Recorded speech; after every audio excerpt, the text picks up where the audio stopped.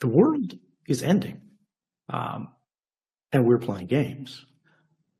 If you look at any headline, if you look outside of the computer, if you go outside and look at prices not denominated in Bitcoin, when you look at them in your local currency, everything is going crazy. If you think about the cultural zeitgeist, if you think about the discourse, if you think about the conversations that we're having, people are talking about failure.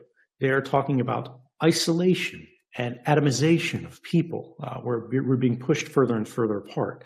The inability to imagine solutions to our current political conflicts, whether we're talking about domestically or internationally, due to the inability to compromise. While many prominent figures emphasize the value proposition of Bitcoin as a store of value in response to the erosion of purchasing power of fiat currencies, Edward Snowden takes a critical stance, highlighting the ongoing fixation on Bitcoin's value over its fundamental importance as a decentralized tool. According to Snowden, we are all participants in a larger game, and Bitcoin stands as one of the most potent levers within the systems we are influencing. These systems, particularly in the realms of payments and finance, will play a pivotal role in shaping the future world. Snowden's address at the Bitcoin Amsterdam conference likely drew the largest audience, as he revisited Bitcoin's role in his personal journey of rebellion against the U.S. government's surveillance and encroachments on citizens' privacy. In 2013, Snowden employed Bitcoin to finance the servers that hosted classified information sent to journalists, ultimately exposing the National Security Agency's intrusion into the lives of American citizens. Snowden notes that Bitcoin's increasing prominence has triggered growing opposition from governments, lawmakers, and established financial institutions. Let us now listen to his insights on Bitcoin's core values and the roles each of us plays as individuals in the Bitcoin community. Please take a moment to like this video, subscribe to the channel, and don't forget to drop your comment and observations in the comment section below. Thanks and enjoy the video. Particularly in these moments of instability, that we are all part of a much bigger game. And Bitcoin is one of our strongest levers in that. The systems that we are influencing, that we are exerting leverage on, payments and finance, will shape what the world of tomorrow looks like. Now, we have to cross some hurdles to get there in a meaningful way. Right now, the reason everybody's getting excited about price is they're thinking about ETFs or whatever. We don't really want that to be the thing that moves price, even if price is moving. Because that is a kind of subordination, that is a kind of subjugation, that is a process of taming that we see being played out. We need to look at more fundamental things we've been aware of for a while, but people simply haven't confronted, they haven't combated, they haven't engaged with in the strong and sort of meaningful way. That is hard, that is uncomfortable, that is risky, but it is necessary. Bitcoin has a privacy problem. Everybody knows it, and it's for as many years as I've been giving these talks now, it is still unfixed. The world has a privacy problem. Okay, so what do you do about it? People in the room go, let me do coin join. I'm going to erase this by shuffling these around, and I'll do 200 levels of mix-ins or something like that. Cool, yes. I am proud of you for knowing that it's possible. But no, stop. That's not what we're looking at. Contorting yourself to be able to fit, to pass through the keyholes of the tyranny that is surrounding us. That's not the solution.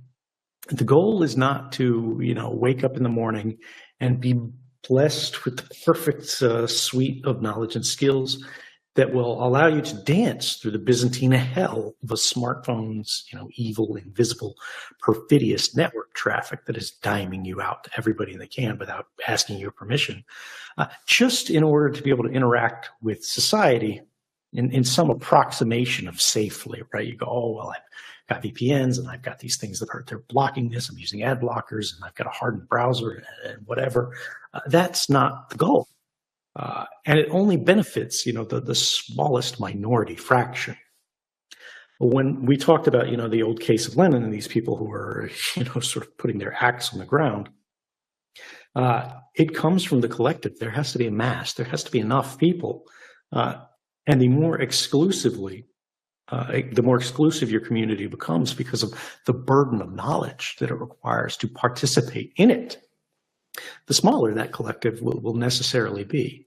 And we need to recognize that the status quo of the world it is, whether it's the way sort of on-chain privacy analysis is happening, and they're tracking cross-chain transfers, and you see people tweeting this stuff out and going, oh, look, this person moved this, that person moved that. That's not normal. It's not acceptable, but it is here. It's inside the room. It's on your phone. It's in your pocket. It's on the Wi-Fi. It's the cameras that watched you walk into the venue that now have vehicle recognition and person recognition baked into the algorithm. It's on the chip. It doesn't even cost the manufacturer anything extra to add in. They've just got to enable it in the software. It is everywhere. And the thing that I want you to take away from all that is that acting in secret is not freedom, right? It's not the goal. It's not that we want to liberate ourselves as the individual. We want to liberate the collective individual, and accepting that it's normal for there to be processes out there where you have to submit, a notarized photo of your taint. Let's say, your on-chain taint, maybe, to your rulers in Manhattan via an automated form in order to establish your identity or your proof of funds in order to be permitted to spend your own money. That's not freedom. The necessity of coin joins and so on, that is because you are unfree. That is proof of funds. That is proof of unfreedom. Snowden's address also placed significant emphasis on institutional participation in Bitcoin. While he acknowledged that institutional investments have the potential to drive up the price of Bitcoin, he sounded a cautionary note about the potential power imbalance that could arise.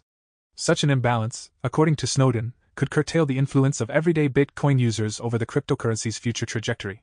He highlighted the concern that substantial investments from financial institutions might overshadow the grassroots ethos upon which Bitcoin was originally founded.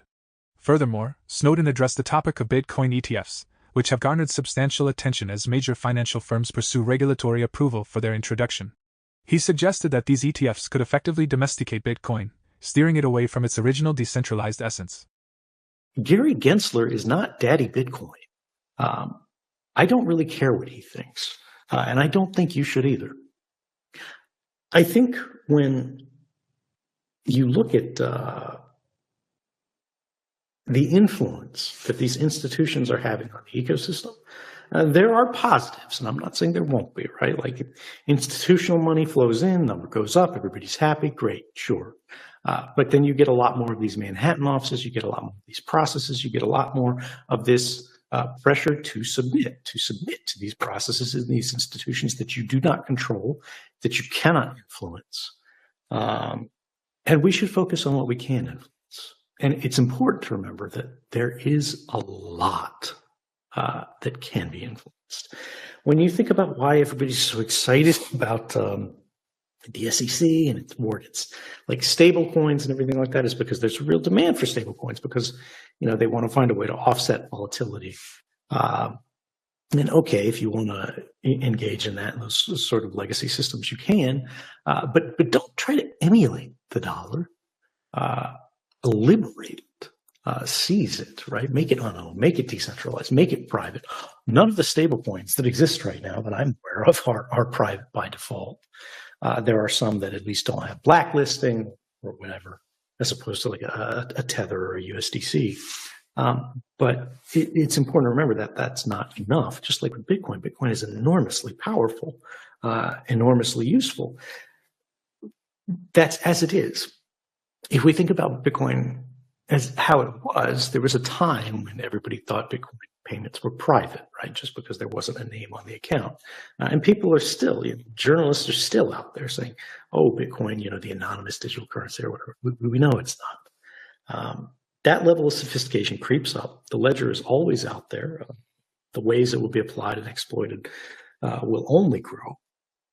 What about tomorrow, right? In 2013, I used Bitcoin to pay for the servers that hosted the files that went to journalists for the archive of material that they use for the mass surveillance disclosures, right? I didn't do that with an extraordinary level of privacy because I knew inevitably it would lead back to me in time. It was just to buy time. And I knew they weren't super sophisticated at it yet. I knew they would have to find one thing and another thing and another thing to be able to track it back and connect it to my identity. And by that point, I would be off the X, right? But what about the future, right? If somebody did something like that today, I've got to imagine if there's somebody at the NSA who has like a Coinbase account or something like that, and they buy crypto, and then they see, there's some new disclosure out, some new revelation that the NSA is giving you brain worms. And they go, which employees do we have who could have possibly funded this server? There's going to be a list. It'll just be beep, boop. Here's, the 25 people who could possibly have that, who bought this at this day, had this level of on-chain activity, like it's all there. And then they go, okay, of these 25 employees, how many had access to these documents? And then you're down to 3. And then they just take them in the room and they sweat them until you know which one it realistically is. Because people do act differently in those contexts, depending on whether they do or don't have knowledge, no matter how much they might not want that to be the case. So what I mean is our space is being cut off. The space for invention, the space for creation, the space for transaction has been narrowed, and it's continuing to be narrowed. And at what point do we respond? At what point do they see our response? At what point do they stop marching off our developers to prison? And at which point do we start taking their authorities away? Because that is what Bitcoin set out to do. The United States government has emerged as one of the largest Bitcoin holders, possessing over 200,000 Bitcoins valued at more than $5 billion.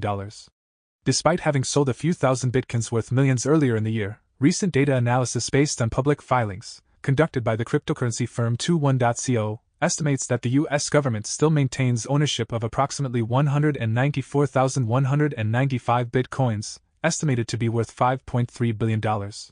It's important to note that these estimations represent the lower bounds of the U.S. government's Bitcoin holdings, relying on publicly available information.